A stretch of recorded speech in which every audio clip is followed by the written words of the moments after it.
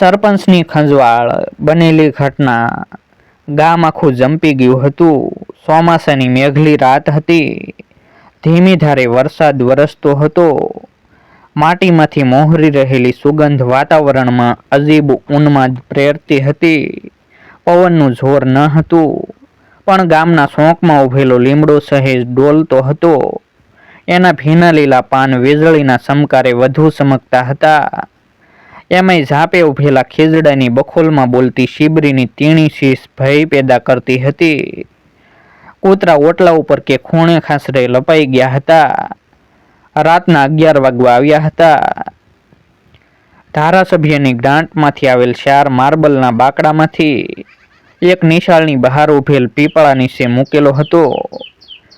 ગામના વિકાસની એ સાક્ષી પૂરતો હતો. વરસાદના ફોરાના સ્પર્શથી એ વધારે લીસો લાગતો હતો. ગણેશ અને ગિરીશ એના પર બેઠા હતા. વાત તો સાચી છે ને, એટલામાં બીજું કોઈ સાંભળવાનું નહોતું. છતાંય ગણેશે ગિરીશને ધીમેથી પૂછ્યું, સરપંચ, આજ સુધી મેં તમને ક્યારેય ખોટી માહિતી આપી છે? ના, પણ આ તો મારી ઘરવાળીએ કહ્યું છે.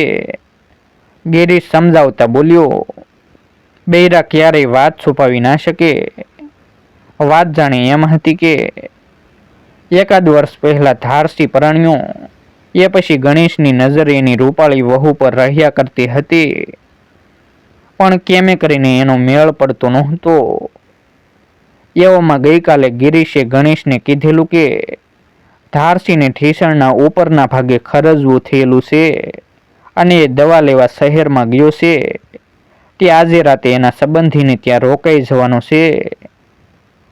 આ ગણેશ સારો માણસ હતો, એટલે ગામ લોકો એને સર્વાનુમતે સરપંચ બનાવેલો.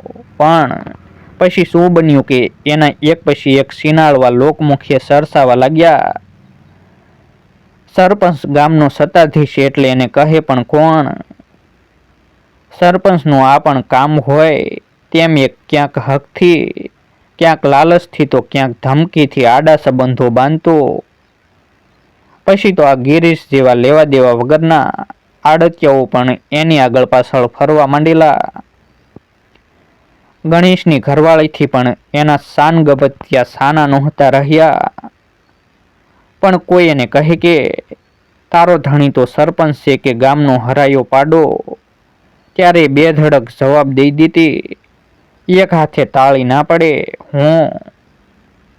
અને ક્યારે કહેનારને પણ એ વાતમાં કંઈક દમ લાગતો અને ભડાસને બદલે એ વાતનું સુરસુર્યું થતું, તો એમાંથી ધુમાડો તો નીકળતો જ. એટલે જ ગામ લોકો હવે ગણેશને મોઢે સરપંચ અને પીઠ પાછળ ગામાત પાડો કહેવાની હિંમત બતાવતા થયા હતા. વરસાદ સાવ ધીમો પડ્યો. આકાશમાં વાદળા તો ઘેરાયેલા જ હતા અને વીજળી પણ ચમકતી હતી. ગણેશનું મન પણ ધારસીની વહુના વિચારોથી ઘેરાઈ ગયું હતું. એનું શીત એ ધારાના રૂપના તેજ લીસોટાથી અંજાતું જતું હતું. હવે સમય બગડે એ ગણેશને પાલવે તેમ નહોતું. એના મનમાં ઉપસેલા વાસનાના ગુમડા ઉપર એ વિચારોના નહોરથી ખંજવાળવા માંડ્યો હતો. અચાનક એના પગે ગલી પસી થઈ, એટલે એણે નીચે જોયું તો કંઈ દેખાયું નહીં. કોઈ ઝેરી જનાવર વિચારે એને ગભરાવી મૂક્યો. પણ પાછી વીજળી ચમકી અને એણે જોયું તો એક દેડકી એના પગની આંગળીઓ સાથે ગેલ કરતી હતી.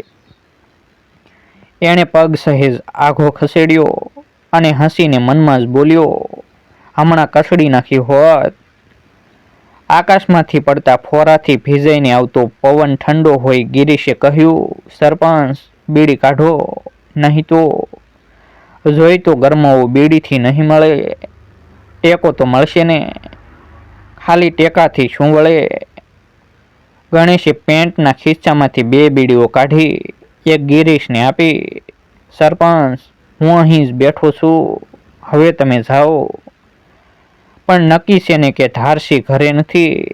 હા હા, ગિરીશે બીડીનો કસ ખેંચતા કહ્યું.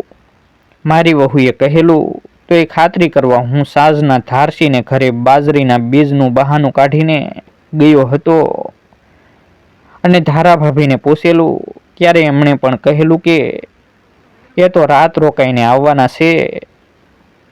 તો વાંધો નહીં. ગણેશ ગેલમાં આવી ગયેલો.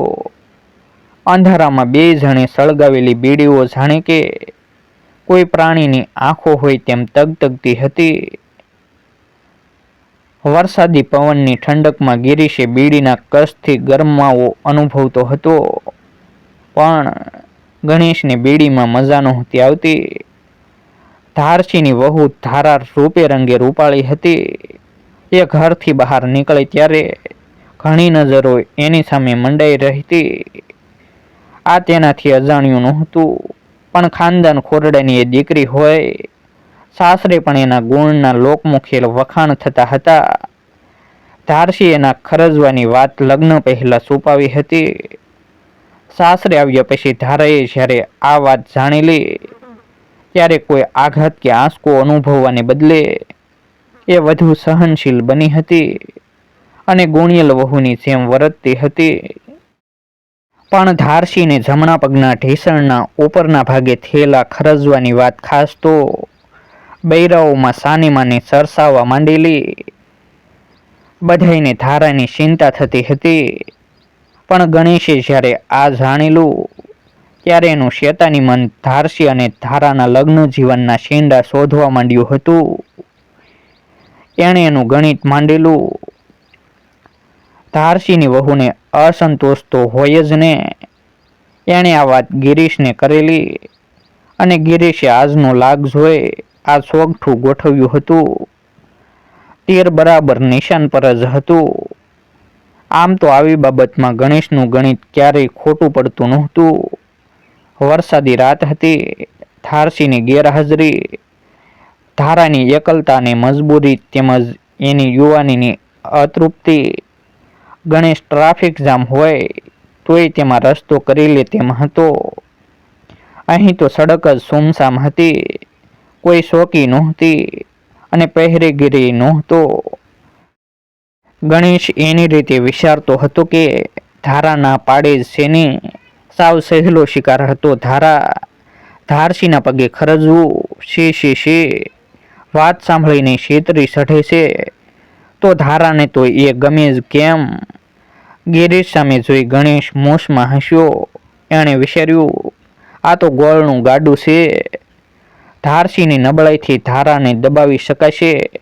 પોતે મોટો માણસ છે. ધારાને એ શરમ તો નડવાની જ ને. આકાશમાં પાછી ગડગડાટી થઈ. એક કૂતરું ક્યાંકથી દોડી આવીને એ બેઠા હતા તે બાંકડા નીચે આવીને ભરાઈ ગયું. ગણેશ પાછો વિચારે ચઢ્યો. ધારા ના પાડશે તો એ તો સવાલ જ નથી. એના મને જવાબ આપ્યો, પણ આ તો પહેલા સમજાવટ અને છતાંય ના માને તો બળજબરી ક્યાં નથી થઈ શકતી. એનું મન તોફાને ચઢ્યું હતું. બાઈ માણસની હિંમતે કેટલી. તેમે આ તો પહેલેથી જ અડધી હારેલી છે. એને હાથમાં લેતા વારસી. સરપંચ, હવે મોડું ન કરો, ગિરીશે કહ્યું ત્યારે ગણેશ વિચારતંત્રમાંથી સફાળો જાગૃત થયો અને બોલ્યો, તું અહીં જ બેસીશ? હા, તમે જાઓ. ગિરીશને તો સરપંચનું કામ થાય તેમાં જ રસ હતો. એણે કહ્યું, તમે ઠેકાણે પહોંચી જાઓ, એ પછી હું ગામમાં એકાદ બે આંટા મારી આવીશ. ગણેશ ઊભો થઈ ધારસીના ઘર તરફ ચાલવા લાગ્યો. ત્યારે મધરાત થઈ ચૂકી હતી. લપાતો સુપાતો એ ધીમા પગલે ધારસીના ઘરની ઓસરીમાં આવીને ઊભો રહ્યો. અંધારામાં એણે આજુબાજુ જોયું. કોઈ નથી તેની ખાતરી કરી લીધી. તોય ગભરામણથી એના આખા શરીરમાં એક લખલખું પસાર થઈ ગયું. પણ તરત જ એ સાબદો બની ગયો. સામેના ઘરના ઢાળિયા નીચે બાંધેલી ભેંસે પૂંછડું હલાવ્યું ત્યારે એના અવાજથી ગમાણમાં લપાઈને બેઠેલું કૂતરું ત્યાંથી દોડીને ધારસીના ઘરની ઓસરીના એક ખૂણામાં આવીને છુપાઈ ગયું. ગણેશને ઓશિંતી ફાળ પડી, પણ પેલું કૂતરું તો ગણેશને જોઈને ગભરાઈ ગયું હોય તેમ ટૂંટિયું વાળીને પડ્યું રહ્યું. એટલે તેને હાશકારો થયો. એણે ધીમેથી સાંકળ ખખડાવી. કૂતરાએ સામો ઊંઘકારો કર્યો. ગણેશની ઉત્તેજના વધવા માંડી. એણે ફરીથી સાંકળ ખખડાવી. મધરાતનો સમય હતો. ધોધમાર વરસેલ વરસાદ પછી હજુ ધીમો પણ વરસાદ તો પડતો જ હતો. ઓરંભાયેલા આકાશમાં વાદળો પણ ગરજતા હતા અને વાતાવરણ ભયંકર લાગતું હતું. વીજળી ચમકતી હતી. ડામાડોળ બનેલું આકાશ ફાટે અને ફરી મુશળધાર વરસાદ પડે ખરો. ગણેશ અકળાતો જતો હતો. ગમે તેમ કરીને આજે ધારાને ભોગવવા માંગતો હતો. માંડ આજે લાગ મળ્યો હતો. એના શીતમાં વાસનાના વાદળો ઘુમરાતા હતા. એ વધુ ને વધુ રઘવાયો બનતો જતો હતો. એણે ફરીથી સાંકળ ખખડાવી. આ વખતે અંદરથી અવાજ આવ્યો, કોણ? ગણેશને મનમાં ગલીપસી થવા માંડી. એણે ધીમેથી કહ્યું, હું સરપંચ. તમારા ભાઈ ઘરમાં નથી, મને ખબર છે. ગણેશના શ્વાસોશ્વાસ વધવા માંડ્યા. બારણું ખોલો. પાછો ઘરની અંદરથી આવતો અવાજ બંધ થઈ ગયો. એટલે ગણેશે ફરીથી સાંકળ ખખડાવી. ત્યારે કૂતરાને પણ ઊંઘમાં ખલેલ પડતી હોય તે મેં ઉઠીને શેરીમાં ચાલ્યું ગયું. ધારા વહુ, બારણું ખોલો. વરસાદના અવાજમાં બીજું કોઈ નહીં સાંભળે એ ખ્યાલે ગણેશે સહેજ ઊંચા અવાજે બોલ્યો, કોઈ જાગી જશે તો મારી નહીં પણ તમારી ફજેતી થશે. ઇજ્જતદાર બાઈએ આબરૂ જવાની બીકે બારણું ખોલ્યું. એટલે ગણેશ બિલાડાની જેમ સીધો ઘરમાં ઘૂસી ગયો અને અંદરથી સાંકળ ભીડાવી દીધી. ઘરનું વાતાવરણ ભયજનક બની ગયું અને બહાર વાદળાની ગડગડાટી અને વીજળીના ચમકારા વચ્ચે પાછો ધોધમાર વરસાદ ચાલુ થયો. શેરી તરફ દોડીને ગયેલું પેલું કૂતરું પાછું ધારસીની ઓસરીમાં આવીને લપાઈ ગયું. ગણેશને હાફ ચઢી આવી હતી. એ ધબ દઈને ખાટલામાં બેસી ગયો. વરસાદને લીધે લાઇટ ન હોય. ઘરમાં ઝીણું ફાનસ બળતું હતું. શ્વાસ હેઠળ બેઠો એટલે એણે કહ્યું, ધારા વહુ, તમારું દુઃખ મારાથી જોયું જતું નથી એટલે ઉપકાર કરવા માટે આવ્યા છો. ધ્રુજતા અવાજે ધારાએ કહ્યું. ગણેશને થયું કે આંકડે મધ છે એટલે સંસેડવાની જરૂર નથી. એ બંને તેટલી નરમાશથી બોલ્યો, ભલું તમારું અને મારું. ધારાને અત્યારે ગણેશ સરપંચ નહીં પણ કાળોતરો સાપ હોય તેમ લાગતું હતું. આમ કોઈ એની ઇજ્જત પર હાથ નાખશે એ તો એણે સ્વપ્ને કલ્પ્યું નહોતું. એ પતિને પરમેશ્વર માનતી હતી. ધારસીને શહેરમાં દવા લેવા એણે જ મોકલ્યો હતો. એને વિશ્વાસ હતો કે ખરજવું મટી જશે. એ તો એવું પણ વિચારતી કે આવો જ કોઈ રોગ મને થયો હોત તો પણ આ ગણેશ જેવા સાપોલિયા એના મનને શું સમજી શકે. એણે હિંમત એકઠી કરીને કહ્યું, સરપંચ થઈને તમને પારકી બૈરી સાથે હું અહીં આ બધી વાતો સાંભળવા નથી આવ્યો. કહી ગણેશ ઊભો થઈ ધારાને પકડવા ગયો. ત્યાં જ અચાનક એ ચોંકી ઉઠ્યો. રસોડાની દિવાલ પાસે અંધારામાં બીજી કોઈ બાઈને જોઈને એ ગભરાઈ ગયો. એ સફાળો બોલી ઉઠ્યો, આ કોણ છે? સરપંચ ભા, હું ગિરીશની વહુ છું. શું? ગણેશ સાવ ઢીલો ઢપ થઈ ગયો. એને લાગ્યું કે હમણાં એની આંખોના ડોળા બહાર નીકળી જશે. ધારાએ ફાનસની વાટ મોટી કરી ત્યારે ગણેશે વાઢો તો પણ લોહી ન નીકળે તેવો થઈ ગયો. હા, ગિરીશની વહુએ કહ્યું, મને આજે ધારસીભાઈ વિશે પૂછપરછ કરતા હતા એટલે વહેમ પડી જ ગયેલો કે આજે આ બિચારી ધારા વહુ ઉપર જોખમ છે. એમાંય પાછા એ અહીં સાંજના બાજરીના બહાને પૂછવા આવેલા એટલે દાળમાં નક્કી કંઈક કાળું હોવાનું લાગેલું. એટલે એ રાત્રે ઉઠીને જ્યારે બહાર નીકળ્યા ત્યારે હું તરત જ અહીં આવી ગયેલી. એક સ્ત્રીની મદદ બીજી સ્ત્રી નહીં કરે તો બીજું કોણ કરશે? ગણેશ સાવ મૂંઝાઈ ગયો. એણે સીધી બહાર હળી કાઢી. ઓસરીમાં બેઠેલું કૂતરું જોરથી ભસવા માંડ્યું અને ગણેશની પાછળ પડ્યું. સામેના ઘરના ઢાળિયામાં બાંધેલી ભેંસ અચાનક ઊભી થઈ ગઈ. વરસાદ ધોધમાર ચાલુ હતો. એ શેરીની બહાર નીકળ્યો ત્યારે સામેથી આવતા ગિરીશને જોઈ ઊભો રહ્યો.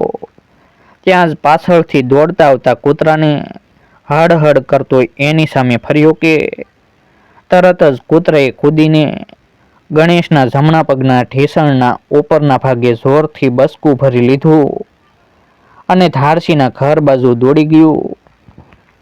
લેખક માણેકલાલ પટેલ.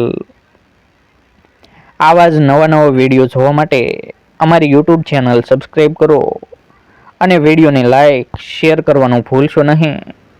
ફરી મળીશું એક નવી સ્ટોરી સાથે. આભાર. જય હિન્દ, જય ભારત.